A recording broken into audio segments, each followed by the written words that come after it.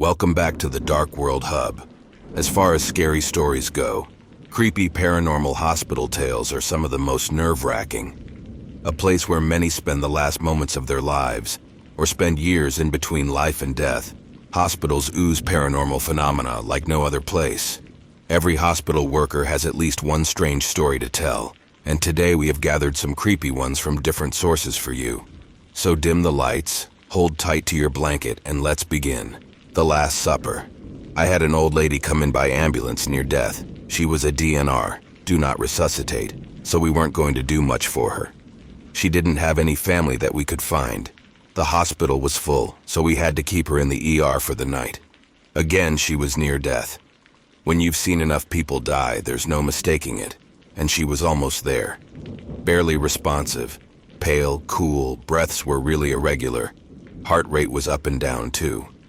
We just turned the lights down and kept an eye on her monitor, basically waiting for her to die. About an hour later, she's standing at the door of her room.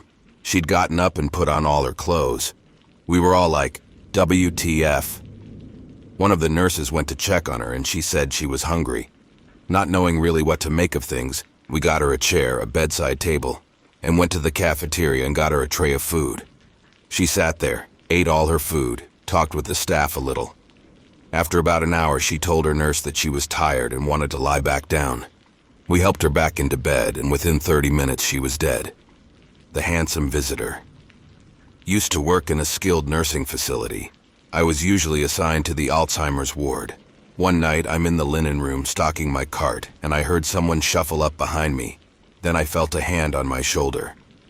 I turned around, and there was no one else in the room. The door was still shut too. Another lady started to complain that a man was coming into her room at night. Again, Alzheimer's, so I didn't think much of it. So to reassure her, I told her I'd check on her throughout the night. She complained of this man every night for 2 more weeks when I asked her to describe him to me. He's real handsome and wears a black suit. Oh, he's right behind you now, honey. That freaked me out. Of course, there was no one behind me. She died the next night in her sleep. A caring patient. I'm not a doctor, but I'm a nurse. I work with geriatric patients, and there was this incident about 3 years ago. Before I explain, let me say that I don't believe in ghosts. Anyway, this one time I was working the night shift and I was super sleepy. So I decided to skip lunch because I wasn't hungry and go to my car and sleep for 30 minutes. I got inside my car, covered myself with my sweater, set the timer on my phone, and immediately knocked out.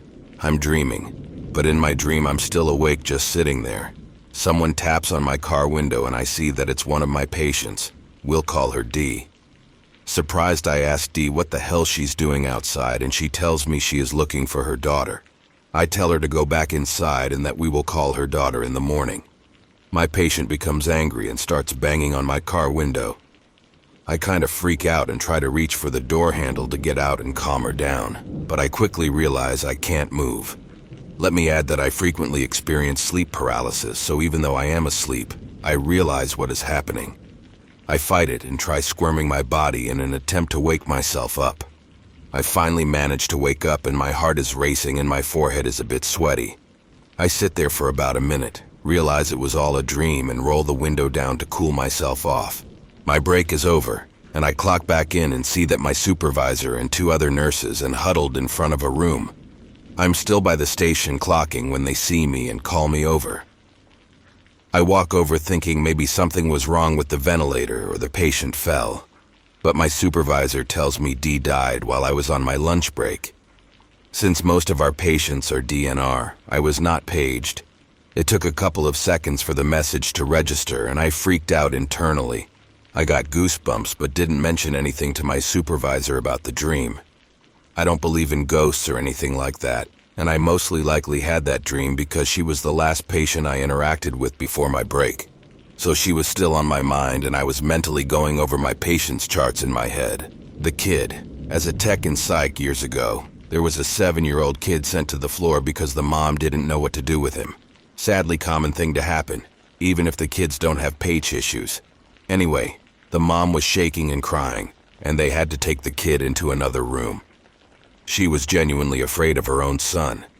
She had suspected something was wrong when she kept finding mutilated animals in the backyard, but never heard or saw coyotes or anything around. The neighbor's smaller pets started disappearing. The boy had an obsession with knives, hiding them around the house, denying anything when the mom confronted him. Then when the two started getting into arguments, he would get really violent and hit her, push her down and kick her, threaten to kill her. On multiple occasions, she woke up in the middle of the night with him standing beside her bed, staring her in the face. She put extra locks on her bedroom door to feel safe while she slept. The last straw was when she lifted up his mattress and found 50+ knives of all shapes and sizes under there, so she brought him to us. I remember talking to him, treating him like he was just any other kid that came through. He seemed remarkably normal until you spoke directly to him. He had this way of looking right through you, or maybe like he didn't see you at all while you were speaking. He would respond like a robot, like he was just saying words because that's what we wanted to hear. And B would always put on this creepy, dead-looking smile, like all mouth and no eye involvement in the smile, especially when he would get away with something, like taking another kid's markers and they couldn't figure it out. Still gives me chills laying here thinking about him. I had to get up and close my bedroom door. I believe I met a 7-year-old psychopath, calling death. Verifying death is always sad, but my friend tells the funniest story about how creepy his first verification of death was. This is not meant to disrespect anyone. Black humor is a huge part of doctors' coping strategies. He was on a night shift a few weeks into his first job as a qualified doctor and got a call from a ward to say a lady had passed away and expected death, hence he hadn't been called about her before, and could he come verify and do the paperwork.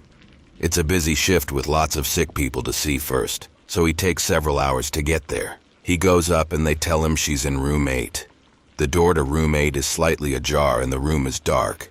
Now she was in a side room, but most patients there were in shared bays of 6 beds, so you get into the habit of not turning lights on.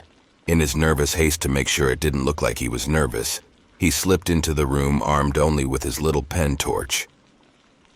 The window was slightly open and he swears the blind rattled against the sill as he crept towards the bed, the tiny circle of light from his torch picking out the rumpled white hospital blanket. Only a very slim rise showing where she lay as she was a tiny old lady, just skin and bone. Finally, the light plays over her face and he has to bite back a little scream, nearly dropping the torch. For whatever reason, her pose in death is one of a horrifying snarl, lips drawn back to bare, likely false teeth, the whites of her eyes showing in a fixed blind stare, and both hands up close to her face curled into claws, slightly overlong nails shining grimly in the meager torchlight. Now, to verify a death, the doctor has to listen for heart and breath sounds for 2 minutes while feeling for a pulse, check for pupil reactions, and check for no response to pain. He flicked the torch dutifully across her glaring eyes, forcing himself to shuffle close enough to touch first, to check for response to pain, and then to settle shaking fingers on her throat, so close to those furiously grinning teeth, to feel for a pulse.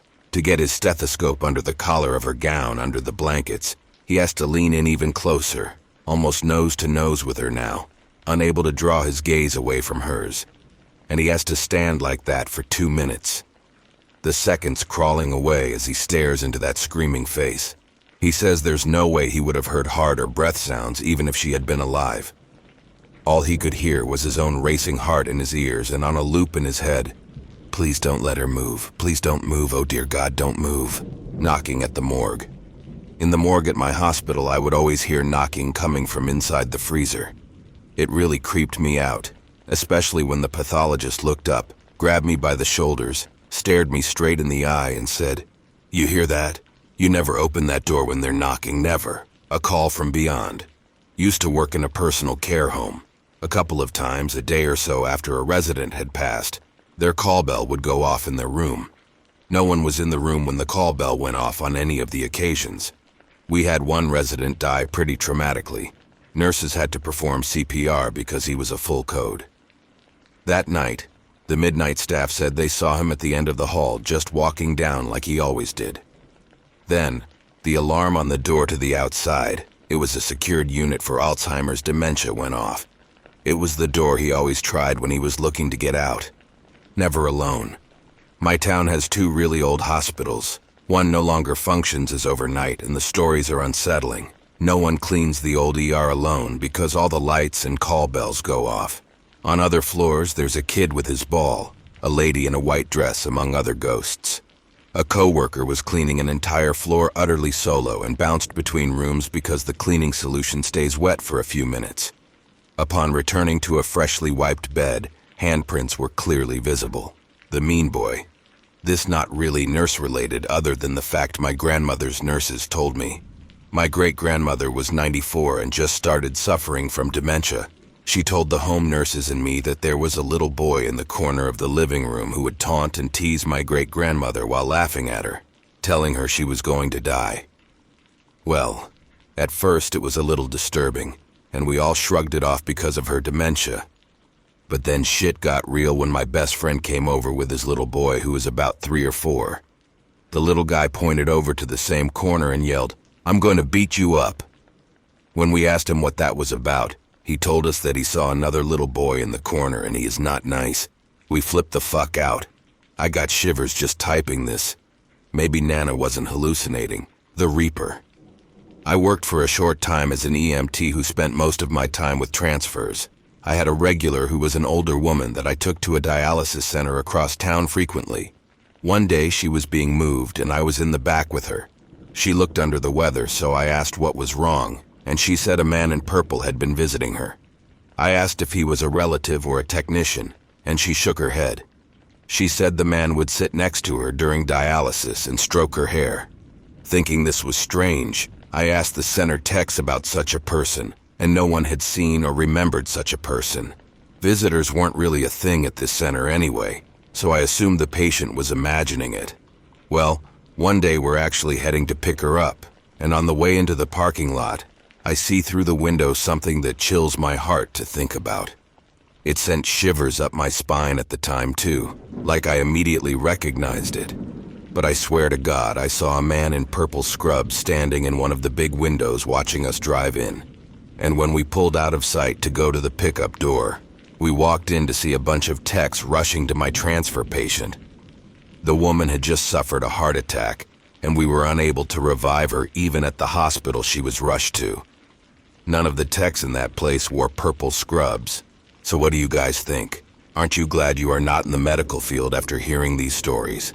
And if you are part of the medical field, we would love to hear your experiences, so leave them in the comments so we can all enjoy your spooky anecdotes. Don't forget to like, share, and subscribe. Until next time.